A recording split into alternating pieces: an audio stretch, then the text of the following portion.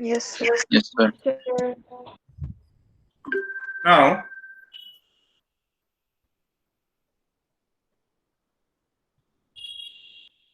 yeah, so the recording is on, so that's it. So we have discussed, now today we'll be discussing about the open economy in detail. Okay. So the open economy in detail means that there is openness in the economy is not closed. So there can be openness in goods market, that means goods and services market. That means the consumers, investors, as well as the government can make a decision whether they would like to make expenditure on domestically produced goods and services or goods and services that are produced in rest of the world. Then you have got openness in financial markets. Okay, so openness in financial markets. Openness in financial markets means you are buying newly issued bonds or newly issued shares or new financial assets, like it can be shares, initial public offerings, or newly issued government bonds, or some other financial assets. So you can make a decision as a consumer, or sorry, as a buyer or seller, whether you would like to buy the domestically issued shares or bonds of financial assets or the foreign issued shares or bonds of financial assets. In a similar way, as a seller also, you can decide whether you'd like to sell the bonds which are the bonds or the financial assets or the shares that you're issuing to a domestic investor or to a foreign investor.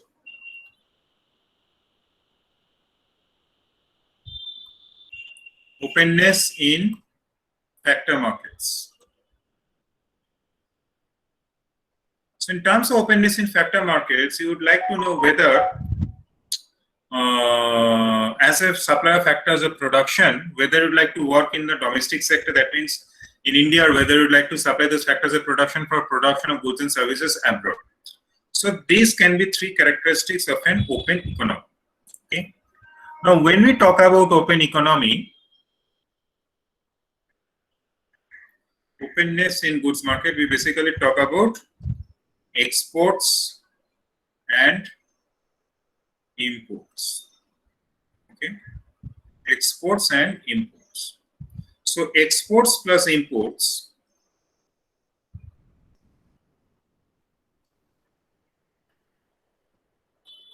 gives me the volume of trade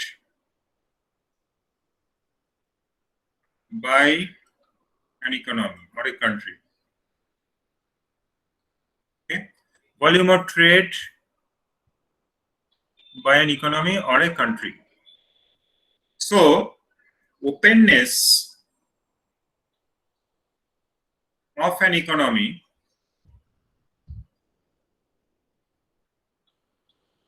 is measured by the ratio, that is volume of trade, that is the total trade value,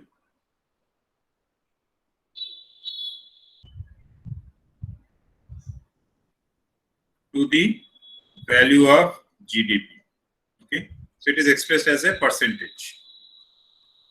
So volume of trade, so you multiply this as 100%, and then it is expressed as a some percentage. So lower the percentage, low is the openness of the economy.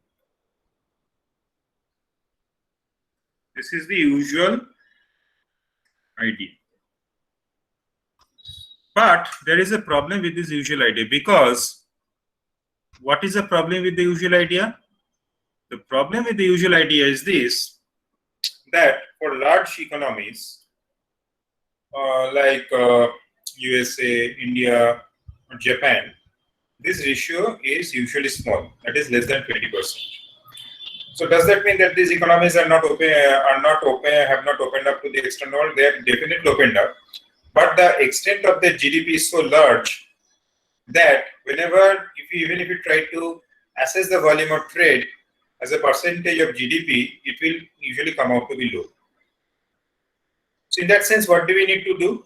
In that sense, we need to calculate something which is known as the proportion of tradable goods. Okay, proportion of tradable goods as part of GDP.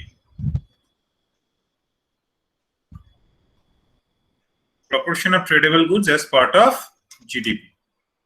Okay. So what does that concept mean? So it means, let's say the domestic farms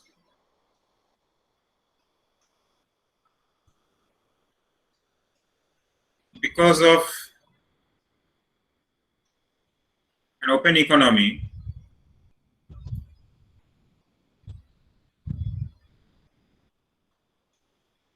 has to compete the market not just with other domestic farms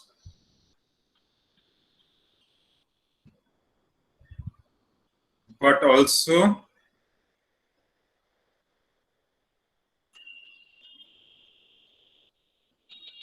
with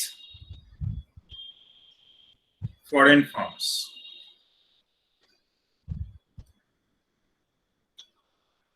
operating outside. That is imports. So when such a thing happens, then what is happening? So that means the domestic farms, they tend to be more competitive. So to maintain or to increase the market share for the particular goods which they're producing in competition, not just with other domestic farms, but also with foreign farms operating from outside. So in that sense, what actually means is this, that what is the percentage of goods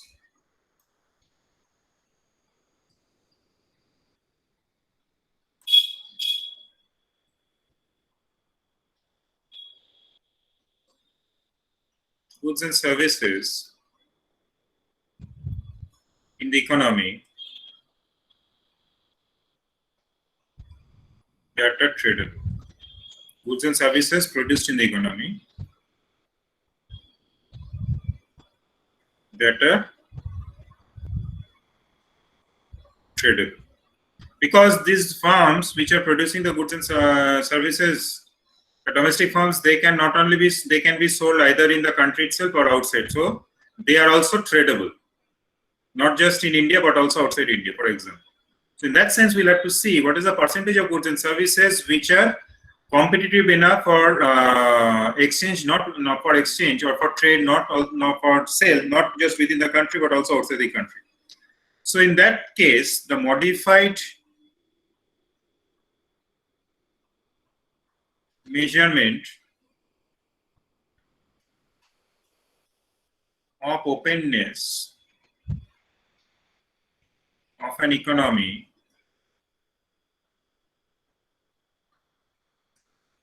is done in terms of proportion of tradable goods in an economy. Okay.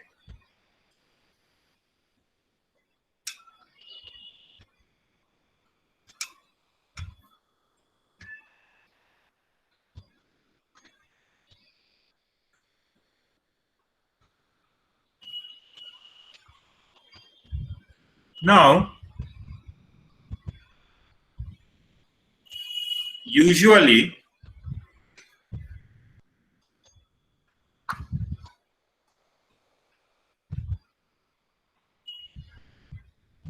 smaller countries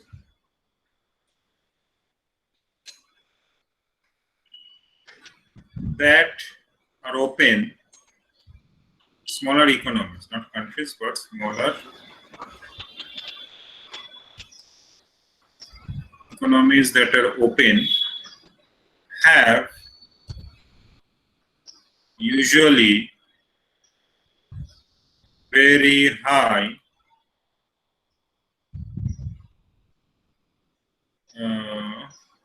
trade to GDP ratio. The reason, what is the reason? The reason is this, that the smaller economies compared to smaller economies like Netherlands, compared to larger economy like USA, cannot afford to produce all categories of goods and services like USA does. So in that situation, it has to specialize in the production of only a select range of goods and services in which it usually trades. So what happens in such a scenario when it is just specializing or just concentrating or focusing in the manufacturing of only few categories of goods and services compared to wide range of goods and services, then it specializes in such a way so that they are basically being manufactured for export, and it imports those goods and services mainly which it does not produce in large quantity or which it does not specialize in production of. So in such a situation, the smaller economies have usually very high trade to GDP ratio. Okay. Now there is a question: can exports exceed GDP of a country or not?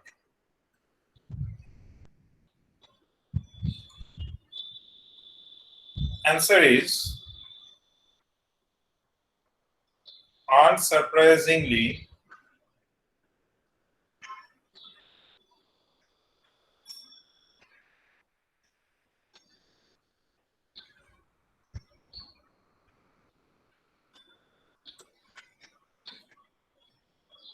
what do you think? Yes or no? Vidit, yes or no? Sir, yes. Now I'll tell you what it is. Let us take the example of, let's say, Singapore. Okay. So Singapore has one.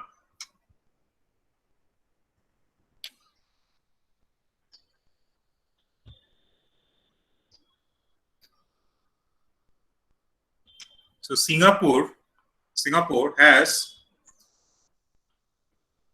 largest petrochemicals, refineries, industry on Earth. Okay. Now let's say Singapore import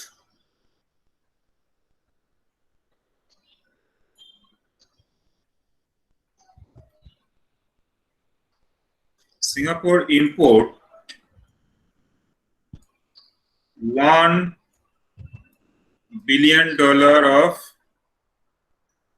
crude oil. Okay, fine. Then it processes this crude oil using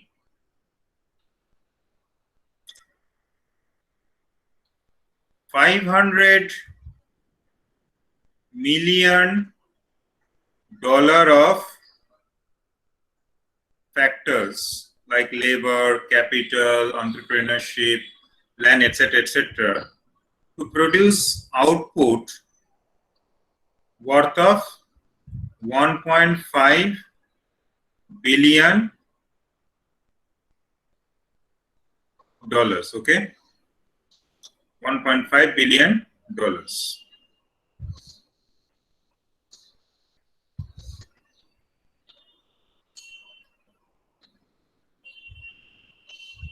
Okay, now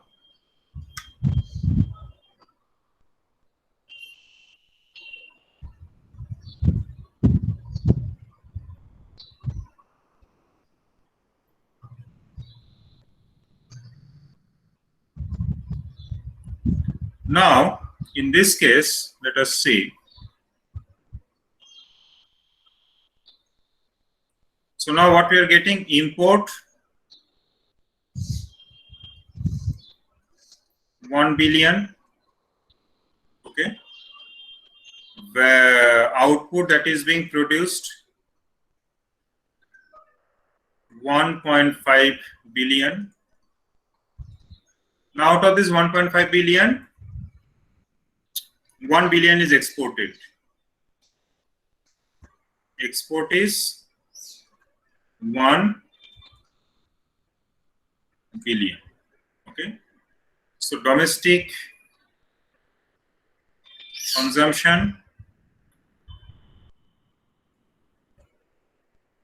is 500 million. Okay, fine. Now we imported $1 billion of crude oil, converted into output worth of $1.5 billion, exported $1 billion of that output, and consumed domestically $500 million of that output. Fine.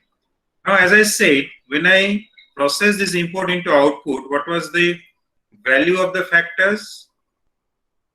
So, what was the value added? 500 million. Okay.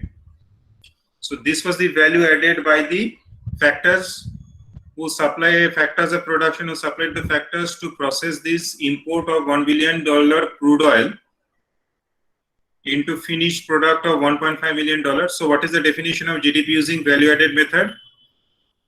So what is the sum of the total value added? So what is the sum of the total value added? Sum of the total value added is nothing but 500 million. Okay. So we will not consider this 1 billion crude oil. Okay. Because 1 billion is a raw material or the intermediate good. We will only consider the value of the output, the value of the value added. Using the value added method, we will only see what has been the value added. So this is nothing but $500 million of worth, which has been added by the factors of production in terms of the services provided by the land, labor, capital, and entrepreneurship.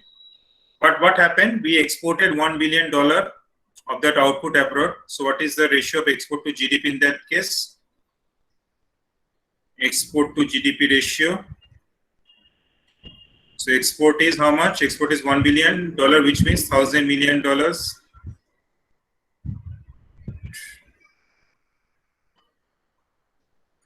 And what is the GDP? GDP by value added method is $500 million. So what is the ratio? 2. So that means export is double that of GDP. So we can have a situation whereby using the concept of the GDP in terms of summation of all the value added, we can have exports of domestically produced goods and services that exceeds the GDP by the value added method. Okay.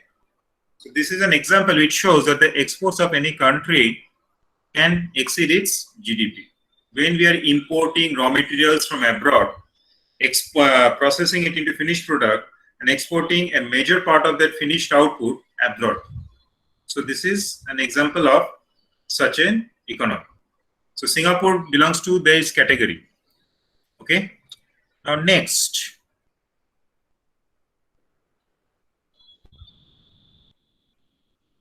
How do you make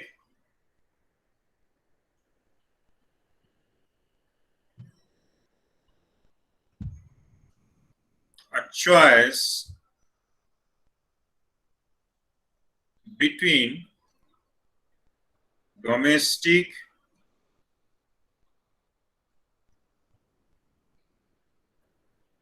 and foreign goods? Okay. So how do you make a choice between domestic and foreign goods? Any idea? Tridit, tell me. How do you make a choice between domestic and foreign goods? Sir, price. Very good. Anything else? Quality of the products. Okay, that's great. So usually, when we make a choice between domestic and foreign goods, we consider price as the deciding factor.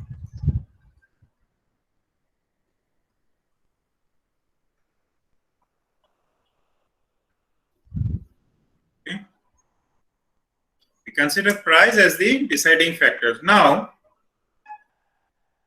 the currency in which the prices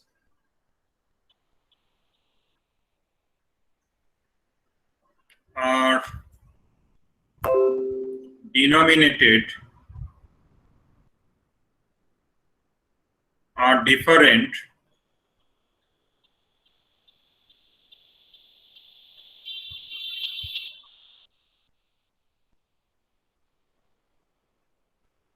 currencies in which the prices are denominated different for domestic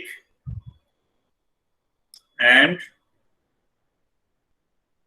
foreign goods. Okay. So let's say in case of India, it is INR, and in case of US, it is dollar. So what do you do? So they are not same. So their values are also not same. So in that case, we use exchange rate to compare the prices of domestic and foreign goods. Okay.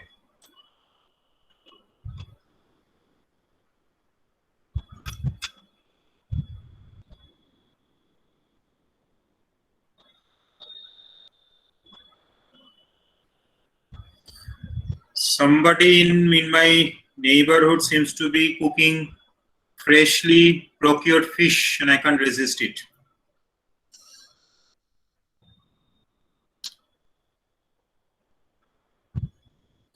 Okay. So domestically produced. Now what we will do? So now there are two concepts with relation to the exchange rate. What are those two concepts? One is the real exchange rate,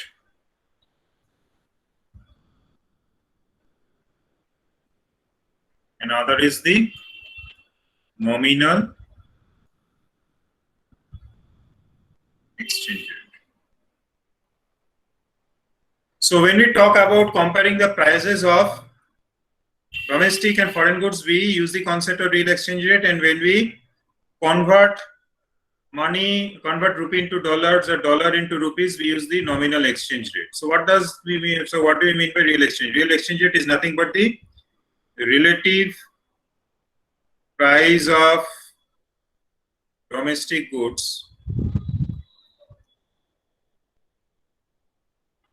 in terms of foreign goods. Okay. And what do you mean by nominal exchange? Nominal exchange rate is nominal price of domestic currency. So here in domestic, I will be writing within bracket foreign. Okay. So they are interchangeable. Nominal price of domestic currency in terms of foreign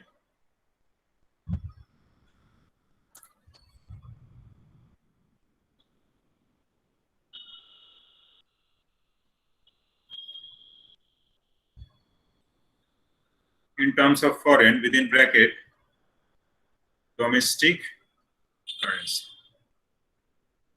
So you can read this definition of nominal exchange rate as follows.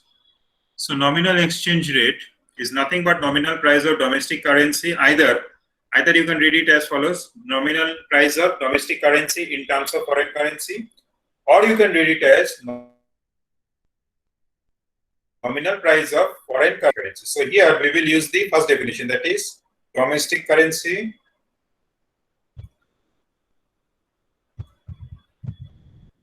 in terms of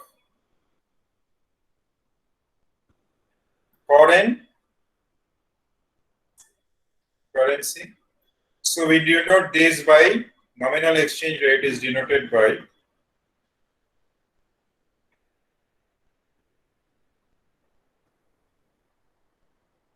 E, capital E. So when nominal price of domestic currency, so when the nominal price of domestic currency increases in terms of foreign currency, we say that there is nominal appreciation. Okay. But when the nominal price of the domestic currency reduces in terms of foreign currency, then we say what? There is nominal depreciation. Now, with respect to exchange rate, there can be two types of exchange rate. One is a floating exchange rate.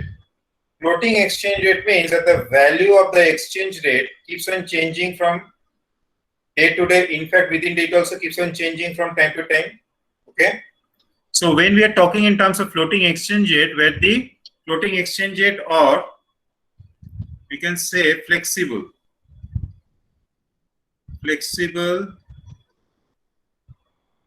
exchange rate, then we use these concepts nominal appreciation or nominal depreciation.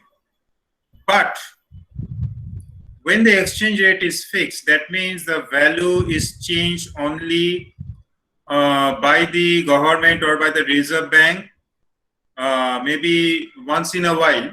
So once it is being decided, then that exchange rate remains fixed for a given amount of time, at least for, let's say, for a period of 1 to 2 years before that exchange rate is changed again.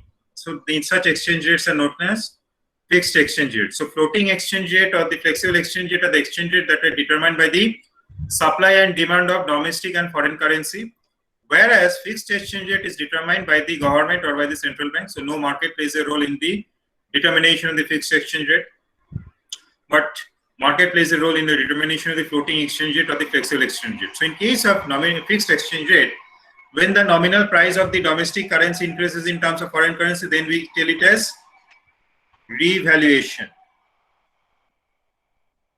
Okay. But when the nominal price of the domestic currency decreases in terms of the foreign currency, then we tell it as devaluation. Okay. So there are these concepts.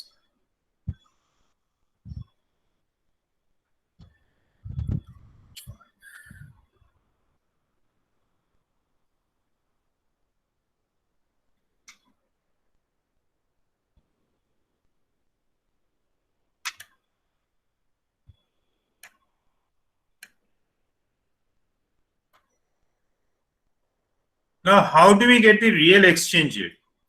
So to get the real exchange rate, you already know about this GDP deflator. So GDP deflator is what? GDP deflator is nothing but the price index of all goods and services produced in an economy in a given year with respect to a base year. So if the price index is greater than 100, it means what? That there is inflation. If it is equal to 100, that means what? That there is no inflation. And if it is less than 100, then what it means? It means that there is deflation. Okay. So price index is nothing but a measure of inflation. Okay. Now, when we calculate the real exchange rate,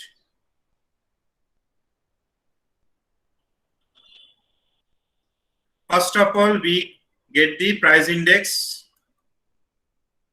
of domestic currency of domestic economy, which is, let's say, P. So it is the price index of the domestic economy or the price level of the domestic economy. Then we get the price index of the foreign economy in question, let's say US. This is, let's say, P star. Then, so this is the general price level.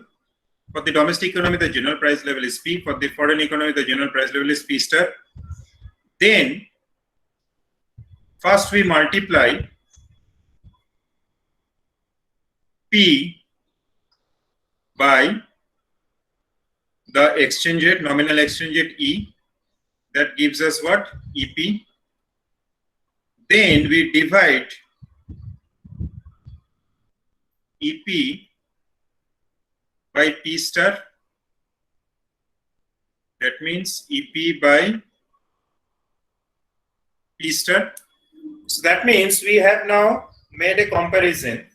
So we are now converting the price level of the domestic economy to its foreign equivalent by multiplying the price level of the domestic economy by the nominal exchange rate, and then dividing the nominal price level of the domestic economy multiplied by the nominal exchange rate by the foreign price level. That gives me the real exchange rate, or epsilon. So we have already mentioned what is real exchange rate. Real exchange rate is nothing but the relative price of domestic goods in terms of foreign goods. So we now get what is the relative price of foreign goods in terms of what is the relative price of domestic goods in terms of foreign goods? It is nothing but EP by P star. Why EP is the price of the domestic goods? Because P is the price level in the domestic economy. To make it comparable to the foreign economy, we multiply it by the nominal exchange rate.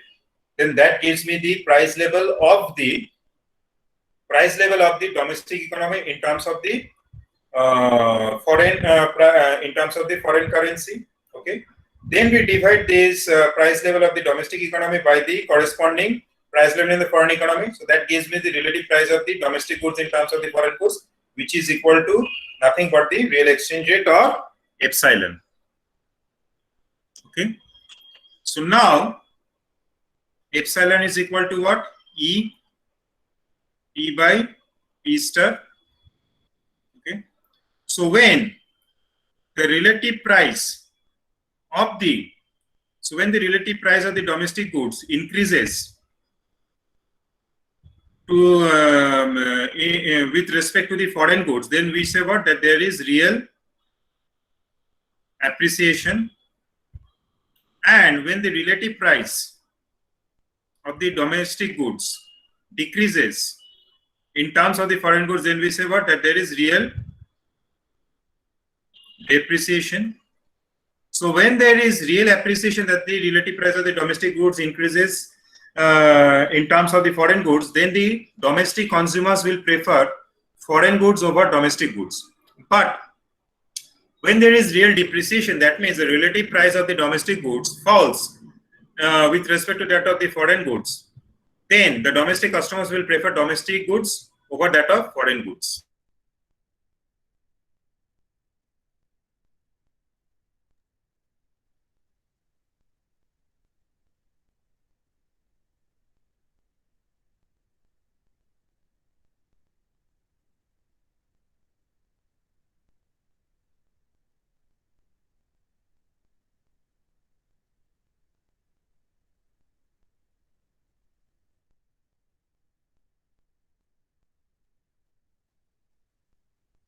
False. So you can have a,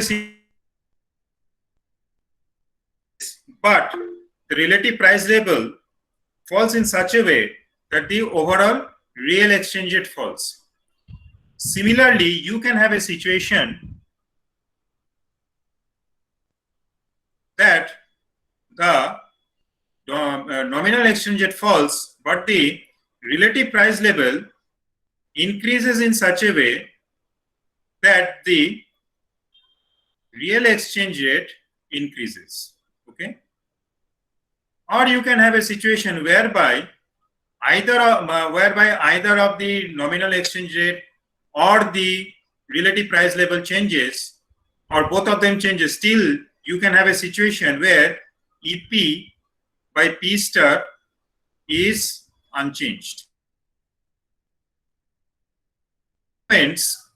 In the nominal exchange rate as well as the price level will determine the real exchange rate at the end. So it is not just movement in one of these factors, but the movement in the product of these factors is what will determine the movement in the real exchange rate. Okay, so I stop here today. Okay, so I'm stopping here today. So any questions? Sir, I have one question. Tell me. Sir, like, is there a reason why they use this base price index as 100 and not Yeah, other? we use this because for comparison purpose. As I said, no, that real. If you have read yesterday what I've sent for your asynchronous class, nominal and real GNP. So if you have to measure the actual increase in the volume of goods and services produced, we need to fix the price at some level. Okay, so we fix the price at a certain year, that is, which is considered as a base year. Those years whereby there is no such disruption. Okay, that means it is a normal economic year, no boom or no recession or depression or no any such catastrophic event. So let's say 2020, it's a COVID year, so we will never consider 2020 as a base year because there have been a lot of disruptions and it is not a normal year. But we can consider maybe 2018 as a normal year. So we fix the price and then we use a fixed price to measure the value of goods and services produced from year to year. And then we also consider the nominal price of that given year, and then we divide that nominal price by the base year price to get the GDP deflator. So GDP deflator gives you a measure of inflation. That means what is the percentage increase in the general price level. Okay. So when you adjust for that general and expanded in terms of increase in volume of goods and services produced. Okay. Okay, sir. Okay. So we stop here today. Thank you and have a nice day. Thank you, sir. Thank you, sir. Thank you, sir.